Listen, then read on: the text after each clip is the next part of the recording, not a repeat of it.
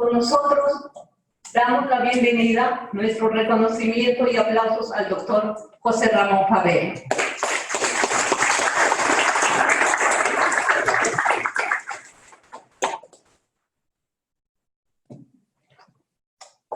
Bueno, muy buenas tardes, tengan todos. Yo ante todo quiero agradecer al doctor Carlos López Rengifo, presidente de la Red Libre, y al doctor Felipe Aguirre por su invitación y gestiones para mi participación en este evento, así como al doctor Jorge Yangali por su atención y acompañamiento permanente durante todo el evento. Realmente para mí es un honor estar acá y agradezco mucho la invitación.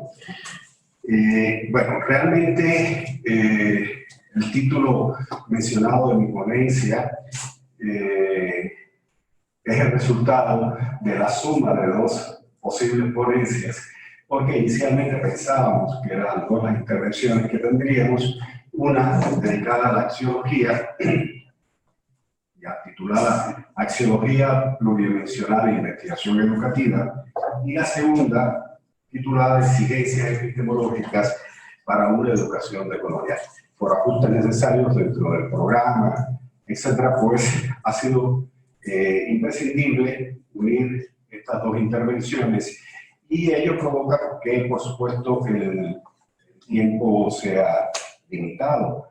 Ello me obliga un poco a, digamos, a pasar un poco más rápido por las ideas fundamentales que yo deseaba exponerles, y realmente son temas muy abarcadores que necesitarían mucho más tiempo, más que una conferencia, son temas absolutamente amplios, y por esa razón lo que pretendo hacer es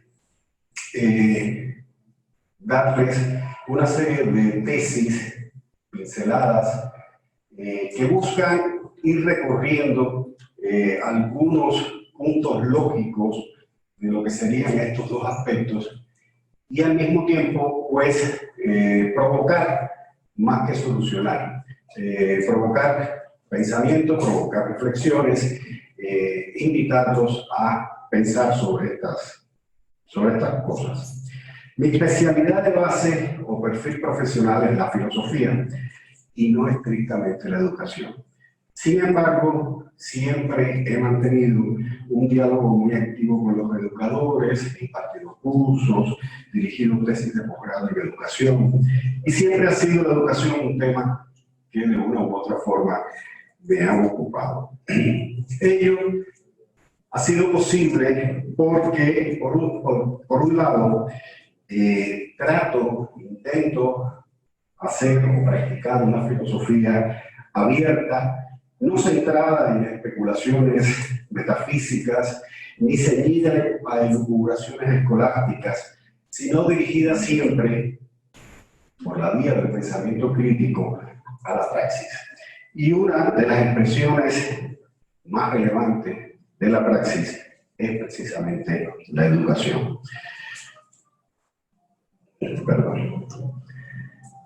Por otro lado, cualquier proyecto educativo o cualquier investigación en esta área requiere partir de una determinada cosmovisión, de un concepto general y filosófico de lo que es y debe ser la educación. De ahí el estrecho vínculo entre educación y filosofía, vínculo que ha dado lugar a una disciplina encargada del mismo, la filosofía de la educación. Mirada en perspectiva general, filosófica, la educación es el proceso activo a través del cual se produce la apropiación, la incorporación, la adquisición del patrimonio asimilado y enriquecido históricamente por la humanidad, que permite al individuo su integración a la sociedad y su especificación como persona singular. De educar se encarga no solo la escuela, todo en la sociedad educa, lo haga mal o lo haga bien. La educación es una constante antropológica universal. Como especie, estamos diseñados para ser educados. Como alguna vez escribimos en otro lugar, cito, educar es socializar, es un permanente llevar a término el siempre incompleto proceso de humanización del hombre.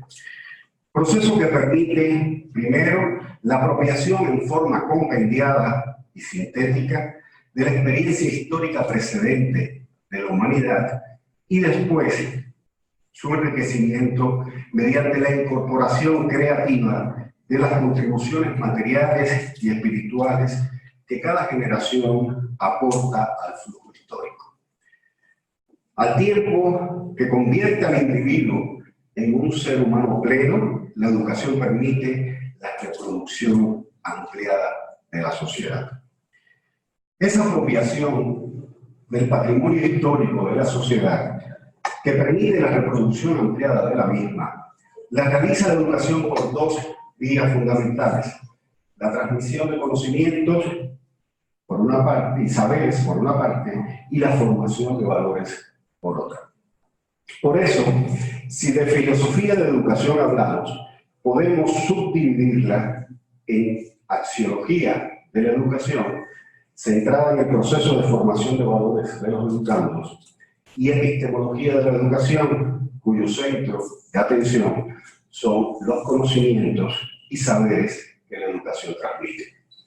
Hablaremos primero de axiología en vínculo con la investigación educativa. Después trataremos el tema de los requerimientos epistemológicos para una educación decolonial. Primero trataremos el tema que empezamos un poco ver en una conferencia particular y que llamamos así axiología pluridimensional e investigación educativa. Como les decía, van a ser un poco de pinceladas, tesis y me pido disculpas de antemano si alguna idea no tiene el despliegue necesario, pero podemos después en las preguntas verlo, ¿no? Bien, si la educación está encargada de transmitir y formar valores, lo primero que debe tener claro es qué entender por valores. Ahí está el nexo con lo filosófico. Precisamente la axiología es la teoría filosófica de los valores, cuya pregunta esencial es ¿qué son los valores? ¿Cuál es su fundamento? ¿Cuál es su naturaleza? Pero a lo largo de la historia no ha existido una sola teoría de los valores, sino varias y muchas veces contrapuestas entre sí. Las principales respuestas históricas al tema de los valores pueden calificarse en 5 variantes, que podemos titular o llamar como naturalismo, objetivismo, subjetivismo, sociologismo e institucionalismo. No tengo tiempo para desplegar en qué consiste cada una, pero como su nombre lo indica, el naturalismo asume que la relación valorativa, la relación de valores, es una relación natural. Si es algo es bueno, algo es valioso, en la medida en que se corresponde con nuestra propia naturaleza como ser humano. En el caso del objetivismo, asume a los valores como objetos ideales, permanentes, eternos, inmutables, existentes en una especie de mundo suprahumano, que puede ser el mundo platónico, o puede ser el mundo que describe algunas teologías, etcétera. Pero la idea es que esos valores están ahí, en ese firmamento, y el ser humano solo puede, en todo caso, intuirlos, captarlos y tratar de realizarlos en su vida. El subjetivismo, por el contrario, asume que la fuente de lo valioso está en la subjetividad humana, en los deseos, aspiraciones, ideales, gustos de los seres humanos. Por otra parte, el sociologismo interpreta a los valores como resultado de cierto consenso social. Es valioso lo que la sociedad prueba como tal. Mientras que el institucionalismo asume que la fuente de los valores son las instituciones.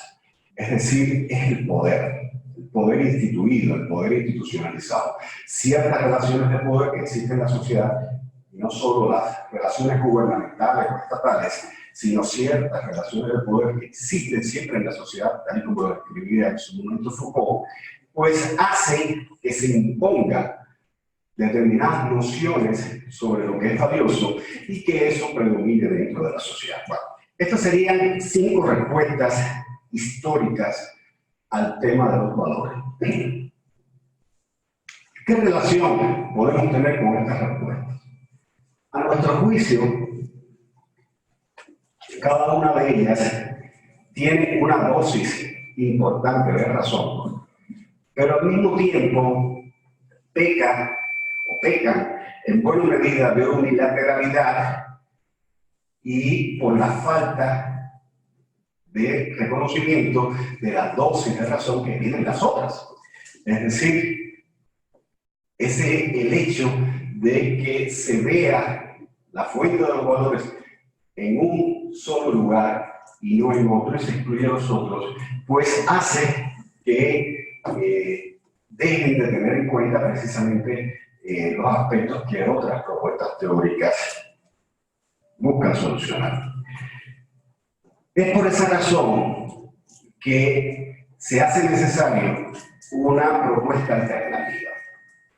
Esa propuesta alternativa la hemos llamado teoría pluridimensional de los valores. Es decir, asumimos que los valores son un fenómeno complejo que no existe en un solo plano o en una sola dimensión, sino que son en sí mismos pluridimensionales, existen en diferentes dimensiones o planos.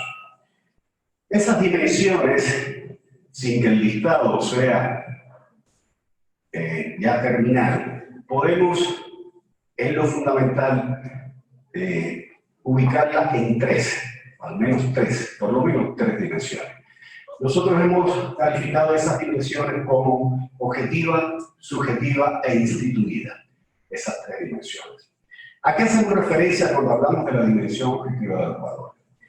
Hacemos referencia al hecho, sobre todo práctico, de que los objetos y fenómenos de la realidad, al insertarse en el sistema de relaciones sociales mediante la praxis, fundamentalmente, adquieren una determinada significación para lo humano, adquieren una determinada significación para la sociedad, para el ser humano, pero para el ser humano entendido sobre todo genéricamente, es decir, no tanto y no solo para el individuo aislado, sino sobre todo para el individuo socialmente dimensionado, y mientras mayor sea esa dimensión, hasta abarcar la humanidad toda, pues mayores niveles de objetividad tienen esos valores. Asumimos que el objetivo aquí no es el objetivo como lo entiende clásicamente la filosofía, una especie de sustancia independiente de la subjetividad. Entendemos el objetivo como la subjetividad objetivada. O como decía Carlos Marx en su momento, objeto y sujeto no son dos sustancias separadas entre sí, son 2 lados del humano mismo. El objeto es el sujeto que se hace objeto y viceversa, el sujeto es el propio objeto que se subjetiviza. Así entendemos los valores en la dimensión objetiva. Es la real significación positiva que adquieren ciertos objetos y fenómenos al insertarse mediante la praxis en el sistema de relaciones humanas, ¿no? Mediante la praxis construimos un mueble, construimos un edificio, fabricamos determinadas cosas y eso, una vez realizado, empieza a tener una dimensión humana, a tener una especie de ser social, a vivir socialmente, a ocupar un lugar dentro de la sociedad y a tener una función dentro de la sociedad. De esa función depende su carácter valioso o antivalioso. La dimensión subjetiva de los valores está relacionada precisamente con lo que opera en la subjetividad humana. Si una vez creado el objeto y adquirido prácticamente una función social por parte de estos objetos, es decir, un valor o un antivalor, de manera objetiva, pues el sujeto llega después y lo valora, lo juzga. Ese proceso de valoración va creando, va cimentando en la subjetividad una noción sobre lo que es bueno, sobre lo que es malo, sobre lo que es bello o lo que es feo, lo que es justo o lo que es injusto, etcétera, lo que es útil o lo que es perjudicial. Y entonces se va creando un mundo subjetivo de valores, un sistema subjetivo de valores cuyo proceso de subjetivación ocurre a través del proceso de valoración, del proceso de someter a juicio valorativo cada uno de estos fenómenos. Ahora bien, ya tenemos los valores objetivos, lo que significan las cosas realmente, tenemos los valores subjetivos, que es lo que le atribuye el sujeto o los sujetos de significación al objeto, pero hay un dato más, y es que esos sistemas subjetivos de valores, las nociones subjetivas, o las nociones subjetivas que se tienen sobre los valores, pueden ser contrarias entre sí. Los seres humanos no ocupamos todos el mismo lugar en el sistema de relaciones sociales. No nos relacionamos de manera igual con los mismos objetos. Por lo tanto, podemos tener una valoración positiva como un objeto y otros tener una valoración negativa. Por lo general, cuando existen estas diferentes apreciaciones sobre lo que son los valores, alguna de ellas llega en un momento determinado a imponerse socialmente, a convertirse en oficial, a convertirse en instituido. Esto lo realiza a través fundamentalmente de las relaciones de poder de las que ya hablábamos. Significa entonces que esta sería una tercera dimensión de los valores, la dimensión instituida, dada por las relaciones de poder que existen en la sociedad y por la posibilidad de que ciertos grupos de poder impongan al resto del universo social las nociones subjetivas particulares que los valores tienen esos sujetos. Lo mismo desde la familia hasta las relaciones internacionales, en cualquier marco social existen ciertos valores normados, ciertos valores instituidos, ciertos valores a los que se ajusta ese universo social. Y es imprescindible que ello exista simplemente porque son necesarios para regular la propia convivencia humana, las relaciones entre los seres humanos y otros. Tendríamos ahí las tres dimensiones: la objetiva, la subjetiva y la instituida. Por supuesto que estas tres dimensiones no representan espacios estancos, espacios que no tienen vínculo entre lo uno y lo otro, sino que están íntimamente vinculados. A través de la subjetividad creamos objetos, fenómenos, planeamos, ideamos la realización, determinadas realizaciones prácticas, y de esa manera hacemos surgir objetos que se insertan nuevamente en la realidad social y tienen su valor objetivo, ¿verdad? Entonces quiere decir que nuestra subjetividad se objetiva y a través de la praxis y hacemos nacer nuevos objetos con nuevas significaciones sociales.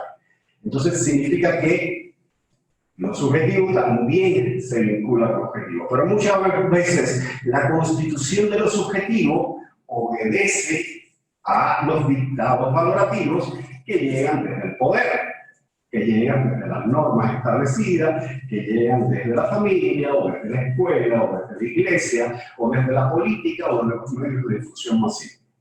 Entonces, quiere decir que constantemente estamos en un proceso de condicionamiento mutuo y de conversión de los valores objetivos en subjetivos, de los subjetivos en instituidos y viceversa, de los individuos en subjetivos y los subjetivos en objetivos. Si es una dialéctica permanente. Eso es muy importante tenerlo en cuenta para superar las versiones unilaterales en la comprensión de los valores. Ahora, entendido los valores en este enfoque pluridimensional, ¿qué relación guarda con ellos la educación? Sin lugar a dudas, la educación tiene que ver directamente con la dimensión subjetiva, en particular con la subjetividad de los educandos. Es hacia ahí que se transmiten los valores, es ahí donde se forman. Pero la subjetividad es muchas veces una especie de campo de batalla en el que se enfrentan, por un lado, los dictados valorativos que llegan desde la educación formal, escolar, y también desde otras instituciones sociales, representadas en la dimensión instituida, y por otro, los dictados valorativos que vienen desde la cotidianidad de la praxis, desde la vida misma. Así se expresa la dimensión objetiva de los valores.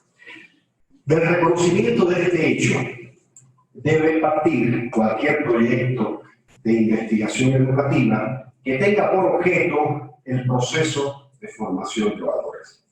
Ello entraña lo que podríamos calificar como exigencias metodológicas de la axiología pluridimensional a la investigación educativa. ¿Cuáles serían algunas de esas exigencias?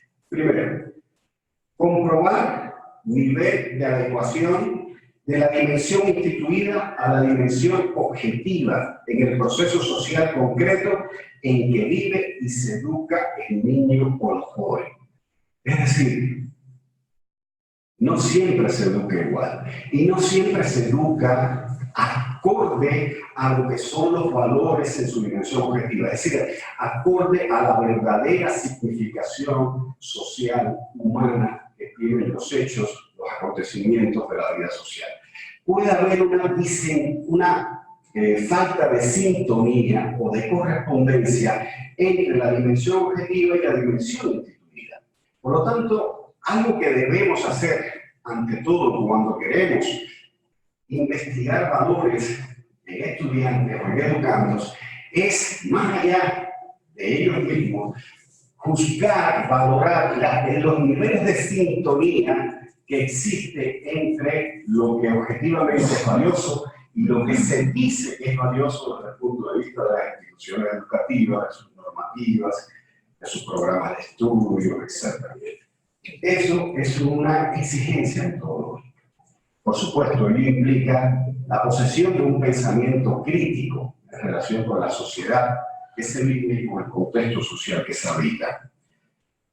Por otro lado, en segundo lugar, es necesario evitar conciliarse con los extremos representados, por un lado, por una educación en valores inspirada en el objetivismo axiológico y por otro, por aquella que asume como base el relativismo axiológico asociado al subjetivismo. ¿Qué sucede con el objetivismo axiológico tradicional? Que asume los valores como dogmas, ¿verdad? Los valores son esto, y se le pide al estudiante muchas veces repite cuáles son los valores. Es una especie de catecismo convertido, catecismo pedagógico, ¿no? Y por otro lado, el otro extremo está representado por el relativismo axiológico. Si los valores dependen de la subjetividad de cada cual, pues cada cual elige los valores que quiera, ¿verdad? Y de esa manera, pues, tanta razón tendrá el que roba como el que es robado, el que se porta bien como el que se porta mal, porque en fin de cuentas cada uno de ellos lo hace en función de su propia noción subjetiva de lo que es valioso. Ni el dogma más rígido, ni la libertad absolutizada y sin compromiso han de ser el paradigma de elección de los valores propios. Hay que buscar en otro lugar el asunto. Partir del hecho, esa sería la tercera norma, la tercera exigencia metodológica, partir del hecho de que la escuela, lejos de transmitir valores inertes o inamovibles, o dejar al libre albedrío de cada cual la elección de los mismos, debe enseñar a valorar de manera socialmente responsable por sí mismo a los educandos. Para lo cual debe hacerles llegar las herramientas e información necesarias para capacitarlos en una adecuada resolución de dilemas valorativos. Es decir, no imponerle valores, no asumir dogmáticos, no asumir la relatividad absoluta en cuanto a la elección de los mismos, sino sobre todo darles las herramientas, la información necesaria para que ellos hagan una adecuada valoración responsable. Cuarto lugar, tomar en cuenta, por supuesto, la etapa de vida en que se encuentra el educando. El hecho de que su educación en valores ha de moverse de desde lo heterónomo hacia lo autónomo. Por supuesto que el ideal es una conciencia valorativa lo más autónoma posible, pero ello no se lo podemos exigir a un pequeño de 5 o 6 años, o de 4 años, o incluso menor. Es decir, es necesario reconocer la etapa cronológica que está atravesando el niño y darnos cuenta de que en una primera fase debe a fuerza predominar una educación heterónoma de los valores. Cuando el niño va a meter, pequeñito, va a meter su dedo en la corriente eléctrica, no podemos dejar que él decida si es bueno o malo. Hay que decirle, eso no se hace. Hay que imponerle, ¿verdad? En la medida que el niño se convierta en adolescente, de adolescente en joven, hay que dejarle cada vez más posibilidades autónomas para que él juzgue responsable y críticamente por sí mismo los valores. Quinto lugar, propiciar tanto como se pueda lo que pudiera calificarse como una línea de investigación cualitativa, de acción participativa, cuyo objeto no es el estudiante pasivo que aprende valores, sino uno dotado de pensamiento crítico, capaz de ser el mismo partícipe de la investigación educativa como sujeto y objeto a la vez. Sexto, asumir que el criterio fundamental de lo valioso ha de ser la vida misma, sobre todo en su dimensión social. Que lo genocéntrico, es decir, la centralidad de lo genérico, la centralidad de la especie, debe prevalecer sobre lo egocéntrico, es decir, la centralidad del yo individual.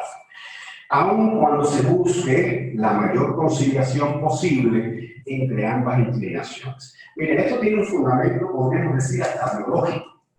Todos los seres vivos tienen ambas inclinaciones, egocéntricas y genocéntricas. Con la egocéntrica, cuando tiene hambre va a comer. Pero con la genocéntrica busca variarse, busca cuidar sus crías, busca proteger a su progenie, es decir, busca la sobrevivencia de su especie. Los seres humanos, casi todos los animales, hacen esto por vía instintiva, es decir, tienen en su base instintos biológicos. Los seres humanos no lo pueden hacer solo por vía instintiva, porque el contexto social humano es demasiado complejo como para dejárselo todo a la biología. Tiene que apelar precisamente a su noción de los valores. Y entonces es muy importante, cuando estemos un poco enredados en saber qué cosa es o no valiosa, pues que busquemos la relación de eso con la vida, y sobre todo con la vida genérica de la especie, en este caso de nuestra propia especie. Séptimo y último, promover en la propia investigación y en general en el proceso educativo que los valores objetivos, aun cuando puedan ser universales, son siempre concretos, situados en un marco histórico particular. Ese marco, caracterizado en nuestros países y nuestra región por su pertenencia al sur global, presupone poner siempre en cuestión la universalidad pretendida de aquellos valores que nos han llegado desde un norte históricamente asociado al colonialismo, al racismo, a una visión limitadora de nuestra propia condición humana. Y a esto último nos estaremos refiriendo a partir de ahora en nuestra plática sobre las incidencias epistemológicas para una educación decolonial, que es la segunda parte de nuestra intervención. Esta segunda parte queremos comenzarla con dos citas. Una de ellas de José Martí, gran poeta, héroe nacional cubano, apóstol de la independencia cubana. Decía Martín, la verdad se revela mejor a los pobres y a los que padecen. Tratemos de fijar esa frase. Y vamos a hablar sobre el valor epistemológico que tiene esta idea. La verdad se le revela mejor a los pobres y a los que padecen. La otra cita es de un trovador cubano muy reciente, actualmente activo. Su nombre es Tony Ávila. Dice Tony Ávila: viajando entre más y menos, aprendí que la verdad no es al mundo de los menos lo que al mundo de los más. La verdad para los menos es una palabra más, que no van a echar de menos, simplemente está de más. Hay una sintonía entre la frase inicial de José Martí y esta que pertenece a una canción del trovador cubano, Tony Ávila. Si en el tema de la axiología que abordamos hace un momento son los valores y su problema fundamental, si el tema son los valores y su problema fundamental es el de la naturaleza, el fundamento de los valores, la epistemología centra su atención en el conocimiento y tiene como problema básico el estatus de verdad del conocimiento. Entonces hablaremos de verdad, de las condiciones de posibilidad de la verdad, de cómo puede y debe vivir la verdad si aspira a ser libre y descolonizada en un marco social como el nuestro, de nuestra América, y qué implicaciones pedagógicas ello tiene. El tema es relativamente antiguo. Se trata de esa ya vieja preocupación por la relación entre el contenido del conocimiento y el contexto sociocultural en el que éste se inscribe.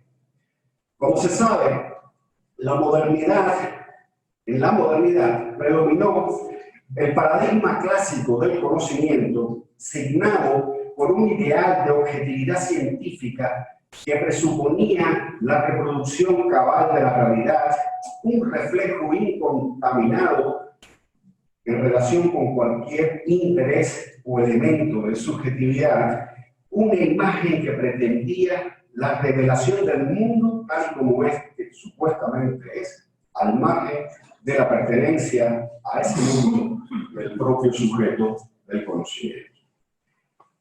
Ese paradigma moderno tiende a ser superado cada vez más en nuestros días, y la idea de que puede evitarse cualquier interpretación subjetiva en el proceso de conocimiento ha sido hoy a todas luces cuestionada.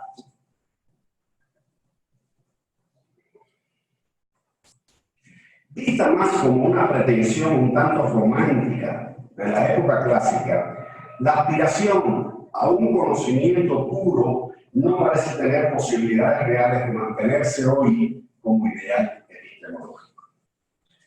En la misma medida en que hace crisis ese paradigma clásico, se va imponiendo uno sustituto que reconoce el condicionamiento del conocimiento desde el lugar en que éste es enunciado.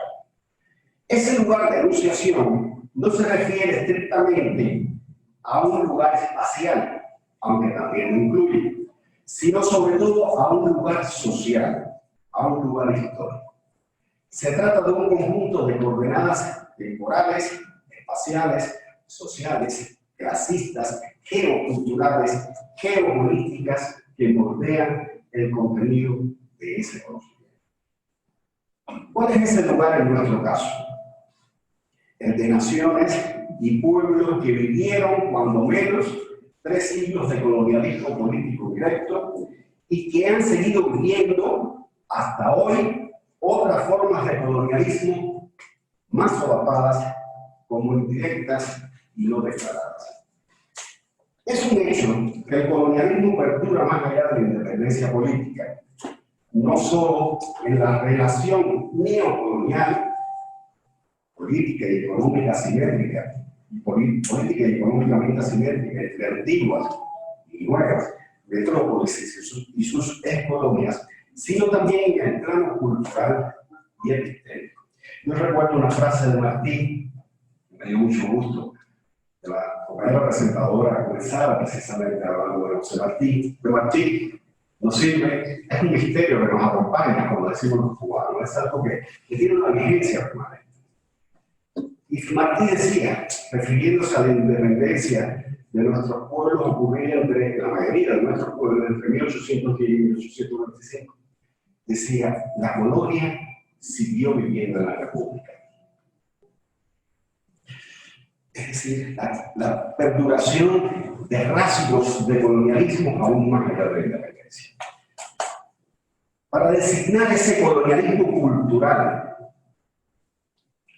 que es al que fundamentalmente queremos referirnos, surgió un concepto, el concepto de colonialidad. Colonialidad.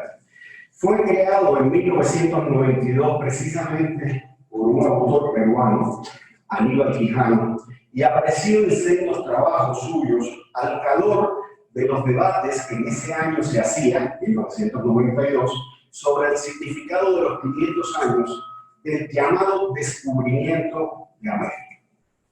Esos trabajos se titularon Colonialidad, uno de ellos Colonialidad y Modernidad, Racionalidad, y el otro, la americanidad como concepto o América en el moderno sistema colonial. Este último publicado junto a Manuel Balestein.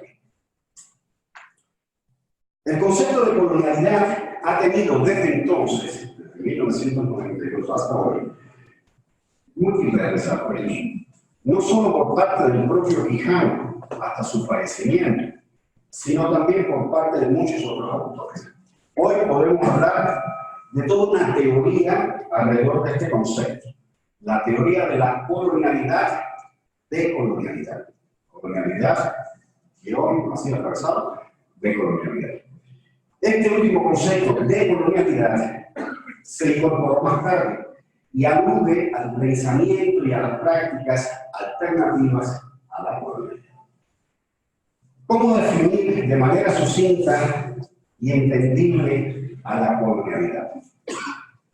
Acudo para ello a un fragmento de un trabajo nuestro publicado hace algunos años. Allí escribíamos: la colonialidad abarca lo que podría considerarse como la lógica cultural que forma parte, acompaña, complementa y sobrevive al colonialismo mismo.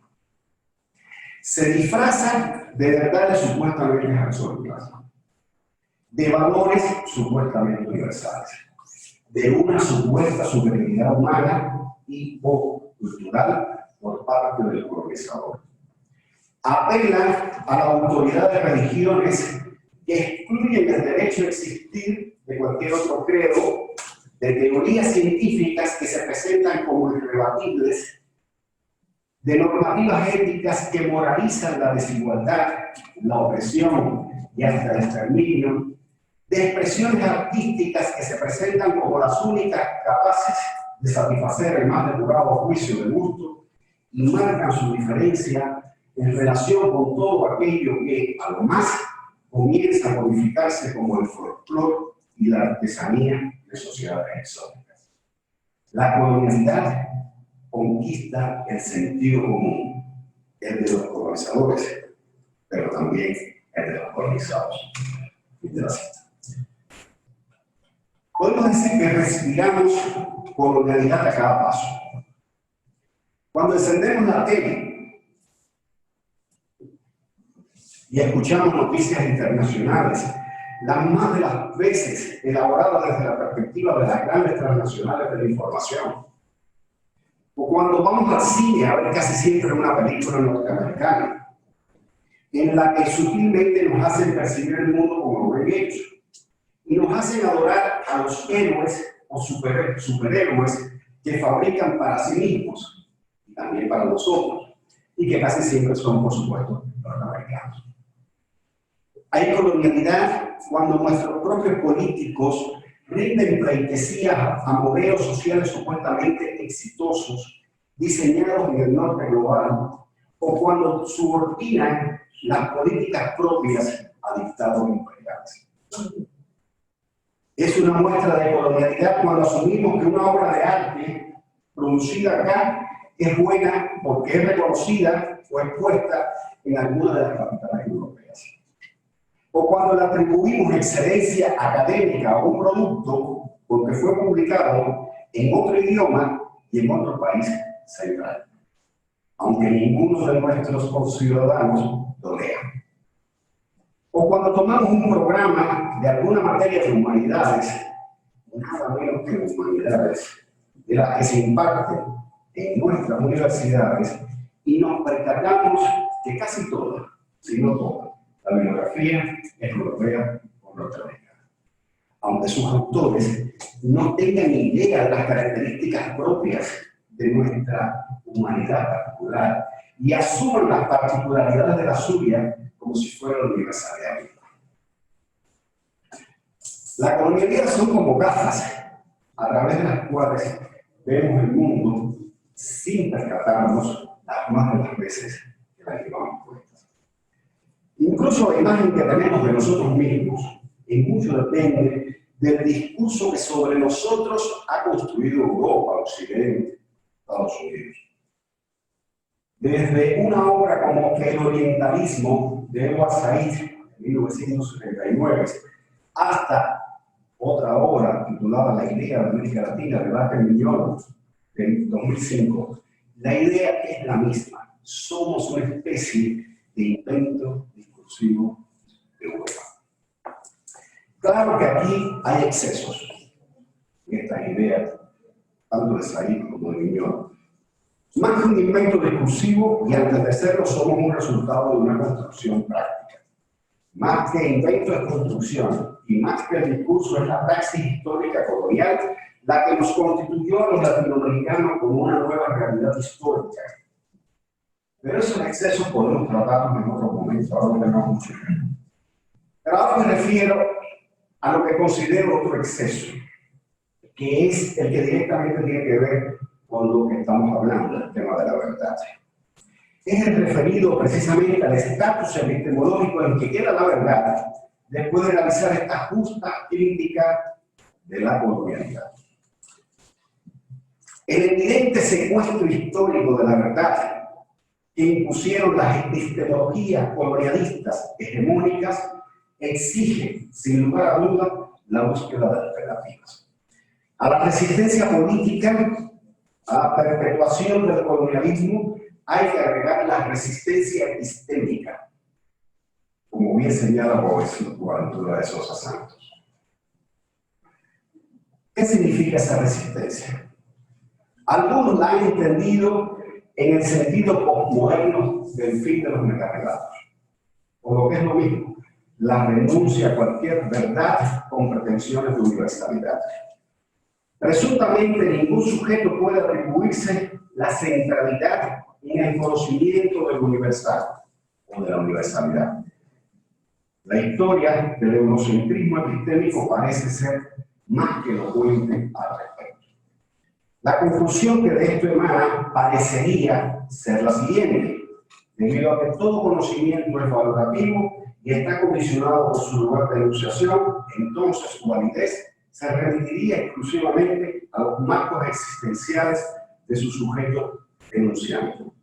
No habría ni podría haber verdades universales. Estos serían los fundamentos epistemológicos del anunciado o del enunciado postmoderno sobre el fin de los metarrelatos. Pero, ¿qué es la alternativa? Del hecho constatable de que los diferentes sujetos tienen prismas divergentes y por consiguiente modos distintos de ver lo universal, y nos estamos refiriendo aquí a lo universal humano. Se deduce entonces que lo universal mismo es, cuando menos, incognoscible, para no decir inexistente. Empecemos por reconocer la existencia de lo universal que nos une como especie y como género. Algo que no necesariamente está reñido con la infinita diversidad de lo humano.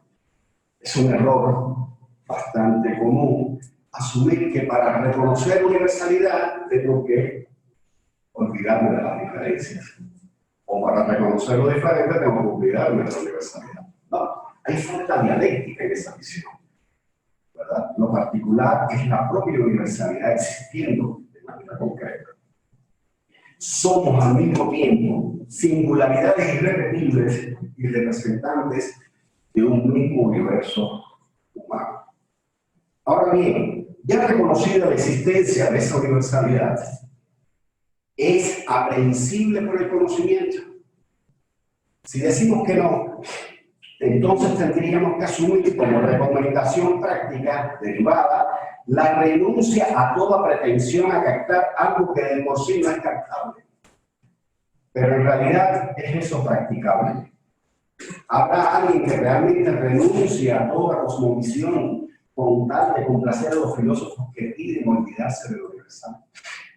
Veamos en el plano práctico a qué esto conduciría.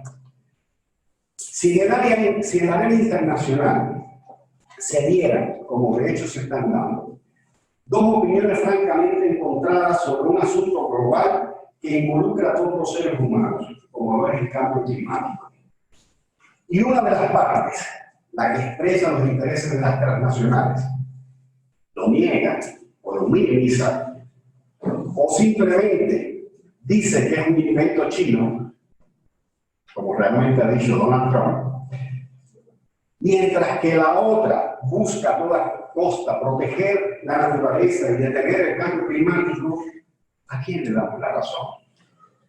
Si nadie puede captar lo universal, nadie tiene la razón, ambas posiciones se decretarían igualmente válidas, aunque de una se derive el autoexterminio de la humanidad.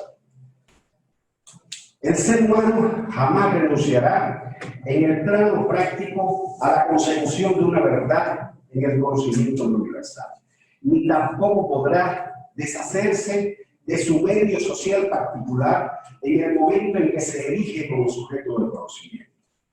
La solución a este problema teórico práctico, por otro lado, no puede estar tampoco en un divorcio aún mayor entre ambos componentes del accionar humano, el teórico y el práctico. Ni el teoricismo abstracto, ni el practicismo pragmático arrojan luz por sí solos al problema. La simbiosis teórico-práctica que este asunto reclama lleva a plantear que la salida al evidente centrismo que ha acompañado siempre al conocimiento, no está el centrismo, sobre todo eurocentrismo, occidentrismo o nortecentrismo, ¿no? Para poner a qué nos referimos, explicar a qué nos referimos con el centrismo. Que ha acompañado siempre el conocimiento, no está en la aceptación, la solución no está en la aceptación acrítica de un supuesto descentramiento teórico que deje en el plano práctico las cosas como están, bien amenazantes para la humanidad. No está ahí la solución, sino en el reconocimiento de un protagonismo, tanto epistémico como práctico, de aquellos sujetos sociales que precisamente, por el lugar de enunciación de su pensamiento, están en condiciones preferentes de alcanzar una verdad que lo sea, no solo para sí mismos, sino también para los genéricamente humanos. La epistemología ha de aportar también lo suyo para la salvaguarda de la especie. Boaventura de Sousa Santos, ese gran pensador portugués, no por casualidad recurre al concepto de Nuestra América, nuevamente, de José Martí cuando se empeña en fundamentar la necesidad de una nueva epistemología del sur, ciertamente plural, democrática, pero del sur, lo cual apunta a un sujeto complejo, pero definible, preferencial en el conocimiento de lo universal. La superación de la autoatribuida centralidad epistémica de Occidente pasa necesariamente por su negación mediante la asunción del privilegio epistemológico de su contrario, como paso necesario previo para una epistemología descentrada que solo puede sobrevenir después de que el mundo hoy subalterno imponga el poder de su verdad, no solo y no tanto en términos epistemológicos, sino sobre todo en términos prácticos, mediante una transformación revolucionaria de las condiciones materiales de existencia de la humanidad. A ese lugar no se llega negando toda verdad, sino haciendo valer universalmente la propia, para lo cual es imprescindible otorgarle los marcos institucionales adecuados, incluidos los académicos. Ello presupone unas humanidades otras, que tengan una relación de subsunción crítica con toda la tradición humanística occidental. Es decir, no se trata de negar lo que en Occidente, en Europa, se ha dicho, o se ha trabajado, sino de subsumir críticamente esas propuestas. Que no niegue esos aportes, pero que tampoco las asuma acríticamente. Que la ponga en cuestión y tome de ella todo lo que realmente exprese, más allá de un lugar de enunciación particular, una verdad genéricamente humana. Y simultáneamente disponernos a construir nuestras propias propuestas, sin prejuicio alguno, sin complejo alguno. Hace rato que la genética ha demostrado la inexistencia de razas, y mucho menos existe superior capacidad de conocimiento en ser humano alguno. Si de privilegios epistémicos temporales hablamos, no es por superioridad natural alguna, sino por ser la verdad, en último término, una necesidad biológica, por lo que es lo mismo, una necesidad de la lógica de la vida. Tanto más necesaria para aquellos que más en peligro la tienen. De ahí la frase de José Martí con la que iniciamos estas reflexiones. La verdad se revela mejor a los pobres y a los que padecen. La verdad del hambre como problema social se le revela mejor que a nadie al hambriento. La verdad de la insalubridad se revela mejor a quien padece enfermedades curables y no tiene las herramientas o los medios para curarse. Ahora, ¿qué implicaciones tiene todo esto en el plano pedagógico? ¿Cómo construir y desarrollar una educación decolonial? Es obvio que la educación hoy es predominantemente un elemento más en la cadena neoliberal que ve en ella un medio para alcanzar los macroobjetivos de la economía, la política y la cultura transnacional. Es en buena medida un reproductor ampliado de la colonialidad, o para decirlo con Pablo Freire, responde claramente a una pedagogía del opresor. Pedagogía del oprimido y no del opresor, como sostenía Freire, no solo como pedagogía alternativa, sino también como pedagogía epistemológicamente superior en términos de la verdad que transmite. Una educación centrada en el ser humano y no que asuma solo como medio de una razón instrumental que tiene en otro lugar su fin. Es necesario sacar a la educación de los marcos del discurso desarrollista. Debemos educar en lo esencial, no para aumentar el Producto Interno Bruto, sino para crear un ser humano integral, pensante, crítico. Kant, ese genio del pensamiento filosófico, lo intuía de la siguiente manera. Decía, no es universalizable, lo que no es universalizable no puede ser éticamente bueno. Lo que no es universalizable no puede ser éticamente bueno. Una educación que solo exista para crear competidores eficientes parte ya de por sí de una base moral muy endeble.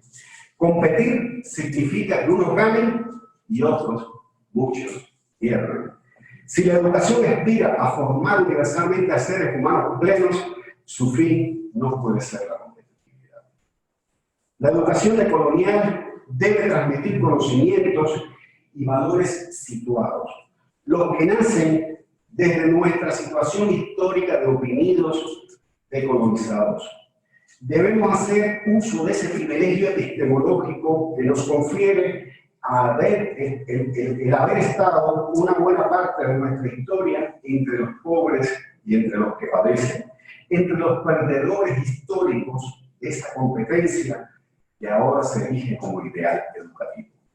Se hace necesario buscar las verdades no solo y no tanto en los libros europeos o norteamericanos, sino sobre todo en las subjetividades de nuestros propios educandos.